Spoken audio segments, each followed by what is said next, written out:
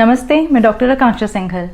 भारतीय संस्कृति में डाइवोर्स का कोई प्रावधान नहीं है और न ही हिंदू माइथोलॉजी में इसका कोई जिक्र है और न ही हिंदी डिक्शनरी में इसका कोई शब्द।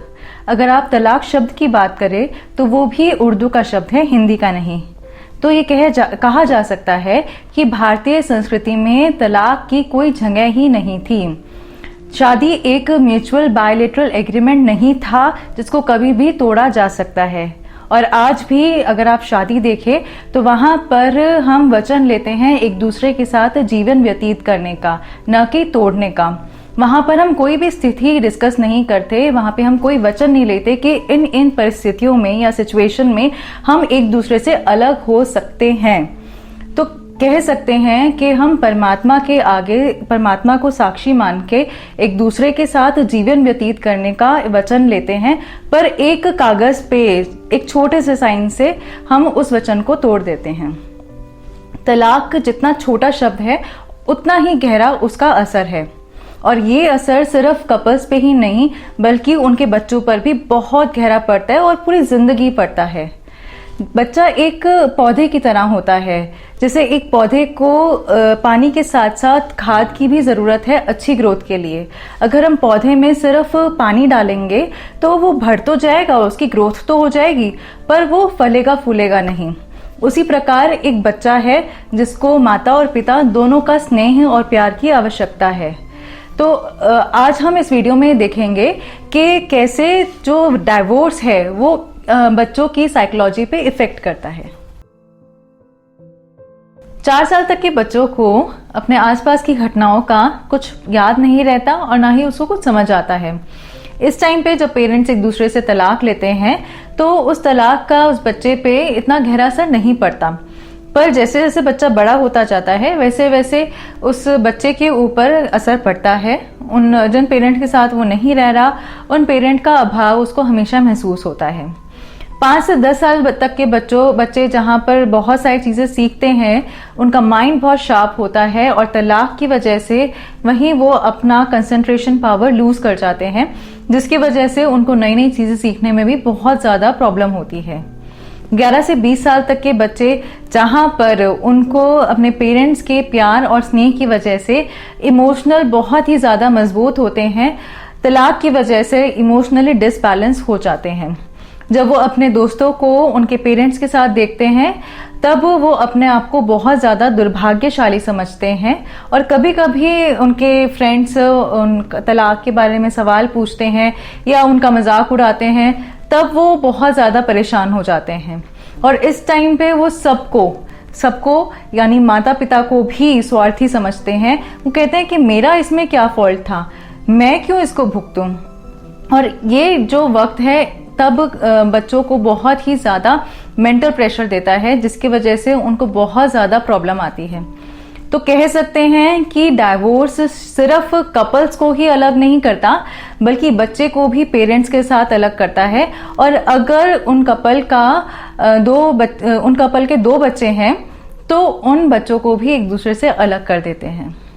हालांकि कपल्स डाइवोर्स के बाद अपने बच्चे के लिए एक नई शुरुआत करने के लिए दोबारा शादी भी करते हैं, पर कई बार बच्चे उन पेरेंट्स को यानी स्टेप मदर या स्टेप फादर को एक्सेप्ट नहीं कर पाते और आपके लिए भी उनके मन में जो रिस्पेक्ट होती है वो भी आप खो देते हैं। रिसर्च के अनुसार ये देखा गया है कि डाइवोर्स का सोशली बहुत ज्यादा इफेक्ट होता है बच्चों के ऊपर। बच्चे अपने आप में ही इनसिक्योर यानी कि असुरक्षित महसूस करते हैं और उनको लगता है कि सिर्फ उनके पेरेंट्स हैं जो कि इस संसार में डाइवोर्सी हैं। वे उदास, चिंतित और अकेलापन महसूस करते हैं और दूसरे बच्चों के मुकाबले उनके अंदर सेल्फ कॉन्फिडेंस यानी कि आत्मविश्वास और सेल्फ एस्टीम यानी कि आत्मसम्मान की भी कमी पाई जाती है।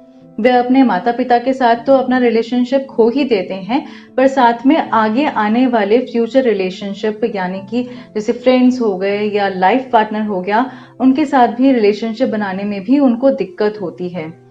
और ऐसा इसलिए होता है क्योंकि उनका एक नेगेटिव माइंडसेट होता है, वो एक नेगेटिव माइंडसेट के साथ उस रिलेशनशिप को स्टार्ट करते हैं।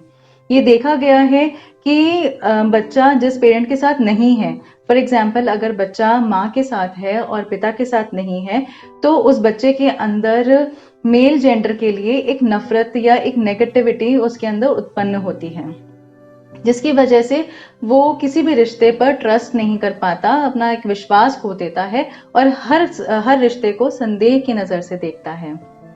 According to some another research ये भी देखा गया है कि उन बच्चों के अंदर डिस्प्यूट सॉल्विंग स्किल्स की भी कमी होती है, यानी कि वो अपने झगड़े भी ढंग से सुलझा नहीं पाते, जिसकी वजह से वो अपनी मैरिड लाइफ भी इफेक्ट करते हैं।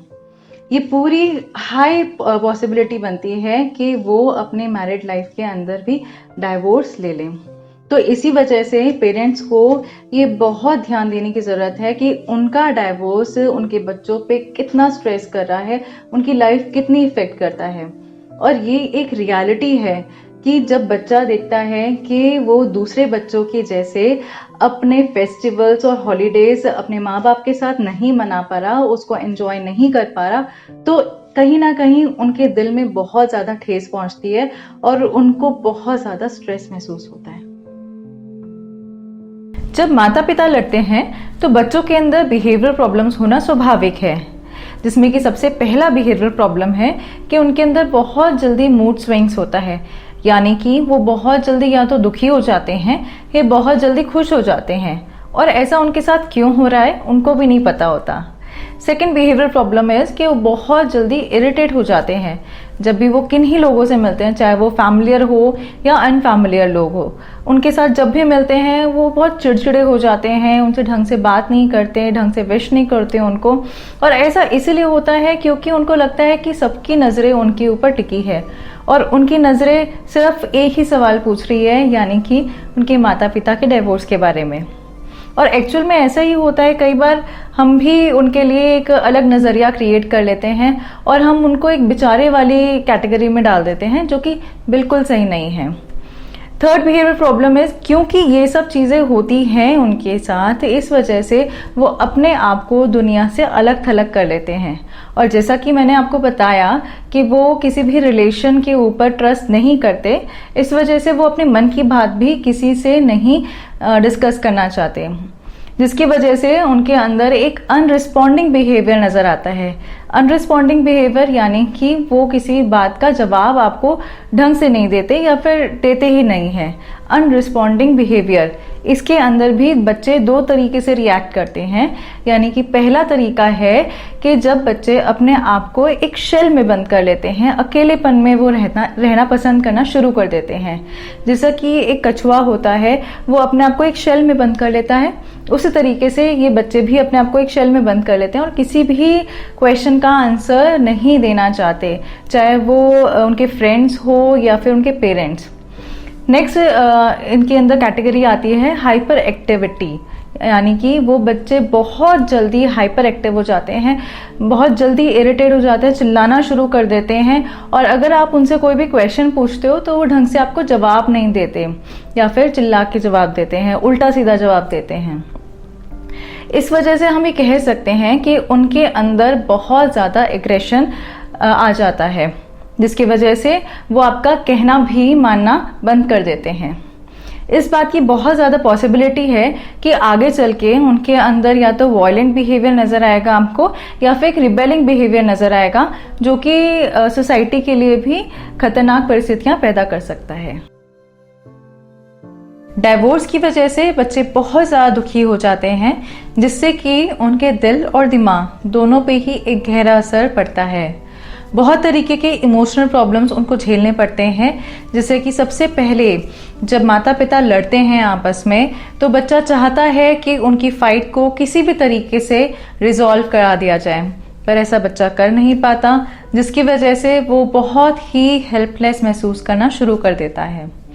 दूसरा, जब माता पिता डाइवोर्स लेते हैं और बच्चे से पूछा जाता है कि आप अपनी लाइफ किसके साथ स्पेंड करना पसंद करेंगे, तो सही बताऊं, ये कुछ इस तरीके से क्वेश्चन हुआ कि मैं आपसे पूछूं कि आप जिंदा रहने के लिए सांस लेना पसंद करेंगे या खाना खाना पसंद करेंगे। तीसरा, कई बार होता है कि बच्चे से पूछा नहीं जाता और बच्चे को सिर्फ डिसीजन बता दिया जाता है कि आपकी कस्टडी किन पेरेंट के पास है। उस टाइम पे भी बच्चे के अंदर एक द्वंद्व चल रहा होता है, वो एक इमोशनल सिचुएशन में घिरा होता है और कहीं ना कहीं बच्चा लॉन्ग टर्म में यहीं से ही डिप्रेशन की उसका सफर स्टार्ट हो जाता है। नेक्स्ट पॉइंट कि जब एक पेरेंट ये डिसाइड कर लेता है कि वो बच्चे के लाइफ को इंटरफेयर नहीं करेगा, उसकी लाइफ से दूर चला जाएगा बच्चे के लिए ही सही, उस टाइम पे वह पेरेंट बहुत सारे अनआंसर्ड क्वेश्चंस पीछे छोड़ जाता है। ऐसे क्वेश्चंस जो कि बच्चे के दिमाग में चलते रहते हैं, वो चाहता है उन क्वेश्चंस को आंसर करना, पर कैसे करेगा? उसका आंसर तो सिर्फ उसी पेरेंट के पास है जो वो छोड़ के चला गया। ऐसे केस में बच्चा अपने आप को ब्लेम करना शुरू कर देता है कि मेरी वजह से मेरे माता पिता का डाइवोर्स हुआ और मैं ही सारे फसाद की जड़ हूँ। और कहीं ना कहीं उसको एक इनसिक्योरिटी महसूस होती है कि मेरी वजह से मेरे एक पेरेंट तो मुझसे जुदा हो ही गए हैं और मेरे इस बिहेवियर से जो मेरे साथ पेरेंट है कहीं वो मेरे से अलग ना हो जाए, जिसकी वजह से उसके अंदर लैक ऑफ कॉन्फिडेंस भी देखा जाता है। नेक्स्ट पॉइंट, जब जिस टाइम पे बच्चा अपने करियर की नींव रख रहा होता है, उस टाइम पे बच्चा बहुत ज़्यादा मेंटल ट्रॉमा से जूझ रहा होता है। जब वो स्कूल के अंदर देखता है कि बाकी बच्चे अपने पेरेंट टीचर मीटिंग में या फिर एनुअल फंक्शन में अपने माता पिता के साथ आए हैं, उस टाइम पे बच्चा मन ही मन कहीं ना कहीं रो रहा होता है कि ऐसे खुशनसीब मैं क्यों नहीं हूँ, मेरी इसमें क्या गलती है। कई बार बच्चे बहुत ज़्यादा इमोशनली सेंसिटिव होते हैं, तो वो रियलिटी को फेस नहीं करना चाहते और अपने ही दिमाग में एक वर्चुअल टाइम जो है वो क्रिएट कर लेते हैं, जिसके अंदर वो अपने माता पिता दोनों के साथ ही खुशी खुशी रह रहा होता है और वो रियलिटी से बहुत दूर चला जाता है, वो रियलिटी एक्सेप्ट नहीं करना चाहता। कई बार ऐसा भी होता है कि बच्चे रियलिटी में आने के बाद भी अपने माता पिता को एक साथ देखना चाहते हैं और वो कोशिश करते हैं कि किसी भी तरीके से मैं अपने माता पिता को एक साथ कर दूं।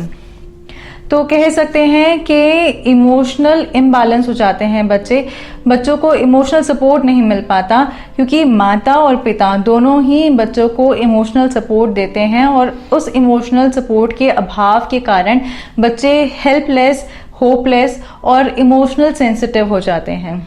वो बात बात पर रोने लगते हैं, छोटी छोटी बात को दिल पे लेना शुरू कर देते हैं। डाइवोर्स के कारण ऐसे बच्चे दूसरे बच्चों के कंपैरिजन में बहुत ही वीक होते हैं, वो जल्दी जल्दी बीमार होते हैं और धीरे धीरे रिकवर होते हैं। बीमारियां जैसे कि गैस्ट्रो इंटेस्टिनल यानी कि पेट से संबंधित बीमारियां, न्यूरोलॉजिकल यानी कि नर्वस सिस्टम से रिलेटेड, या फिर डर्मेटोलॉजिकल यानी त्वचा से रिलेटेड, या फिर जेनिटो यूरिनरी यानी कि यूरिन ऑर्गन से रिलेटेड उनको बीमारियां लगती ही रहती है। इसके साथ साथ उनके माइंड में कांस्टेंट प्रेशर बना होता है सोसाइटी का भी, और एक नेगेटिव थॉट से वो घिरे होते हैं, जिसकी वजह से वो कांस्टेंट स्ट्रेस में रहते हैं। उनको गिल्ट रहता है कि मेरी वजह से मेरे पेरेंट्स का डाइवोर्स हुआ, जिसकी वजह से कांस्टेंट स्ट्रेस की वजह से आगे चल के वो डिप्रेशन का शिकार भी हो सकते हैं। उनको रात को नींद नहीं आती है, हमेशा जो सोसाइटी की टॉन्ट्स हैं या उनका मजाक उड़ाया जाता है उनके फ्रेंड्स के द्वारा, वो उनके माइंड में हमेशा ही चलता रहता है और इस वजह से वो इमोशनल इम्बैलेंस भी हो जाते हैं। इमोशनल इम्बैलेंस की वजह से वो अपना जो ध्यान है वो नशे की तरफ मोड़ लेते हैं, डाइवर्ट कर लेते हैं, जिसमें कि वे अल्कोहल लेना शुरू कर देते हैं या फिर स्मोकिंग और ड्रग्स का सहारा भी वो लेते हैं, जिसकी वजह से उनके आगे चल के अगेन हेल्थ प्रॉब्लम्स और बढ़ जाती है। ऐसे बच्चों का एकेडमिक्स की तरफ झुकाव थोड़ा कम होता है और वो पढ़ाई में ज़्यादा इंटरेस्ट भी नहीं लेते। लैक ऑफ कंसंट्रेशन की वजह से वो फोकस नहीं कर पाते अपनी पढ़ाई पर, जिसकी वजह से उनकी याद रखने की क्षमता पर भी बाधा पड़ती है और इसका पूरा असर उनके मार्क्स या स्कूल रेट्स पर दिखाई देता है। ज़्यादातर ये देखा जाता है कि इस तरह के बच्चे मैथ्स में या सोशल स्किल्स में भी कमज़ोर होते हैं और अपने फ्यूचर को लेके भी बहुत ज़्यादा कंफ्यूज होते हैं। और ये सब जैसा मैंने आपको बताया इसलिए होता है कि जिस टाइम पे उनका करियर बन रहा होता है उस टाइम पे वो इमोशनली बहुत ज़्यादा डिस्टर्ब हो रहे होते हैं अपने माता पिता के तलाक को लेके। एक बच्चे के लिए उसके मदर और फादर दोनों ही इक्वल एंड इम्पॉर्टेंट रोल अदा करते हैं उसके लाइफ में। सिंगल पेरेंट को ये लगता है कि मैं अपने बच्चे को बहुत अच्छी लाइफ दूंगी, कभी कमी महसूस नहीं होने दूंगी, पर ट्रस्ट मी, आप ऐसा करते तो हो पर ऐसा होता नहीं है। जो अफेक्शन उसके फादर दे सकते हैं एक बच्चे को, वो अफेक्शन उसकी मदर नहीं दे सकती, या फिर वाइस वर्सा। जो लव उसकी मदर दे सकती है वो लव उसके फादर नहीं दे सकते। तो एक बच्चे के लिए मदर और फादर दोनों ही बहुत ज़्यादा इम्पॉर्टेंट है। तो ये ध्यान रखिए कि जब भी आप मैरिज करते हैं तो पहले आप एक दूसरे को अंडरस्टैंड करें, फिर फैमिली को अंडरस्टैंड करें और उसके बाद ही आप फैमिली प्लानिंग करें। क्योंकि आम बात हो गई है आजकल तलाक लेना, लेकिन आपको ये देखने की ज़रूरत है कि आप दोनों तो अलग हो ही रहे हो, अपनी लाइफ को अफेक्ट कर ही रहे हो, पर आपके साथ साथ और भी लाइफ जुड़ी हुई है, और भी है मासूम जिनकी लाइफ पे बिना बात की इफ़ेक्ट आता है। आपका एक साइन एक पेपर पे उस मासूम की ज़िंदगी और पूरी ज़िंदगी इफ़ेक्ट कर देगा, जिसमें उसकी कोई गलती नहीं होती है। अगर उसकी फॉल्ट नहीं है तो सज़ा भी उसको नहीं मिलनी चाहिए। सोचिएगा ज़रूर। अगर आपको ये वीडियो पसंद आया है तो ऐसे ही वीडियोस पाने के लिए इस चैनल को सब्सक्राइब करें और लाइक ज़रूर करें, क्योंकि ये हमें इंस्पिरेशन देता है। ऐसे इसको शेयर कीजिए और नीचे ही लिखे अपने कमेंट्स, ताकि हमें पता चले कि कैसे ये वीडियो आपके लिए यूज़फुल रही। तब तक के लिए धन्यवाद।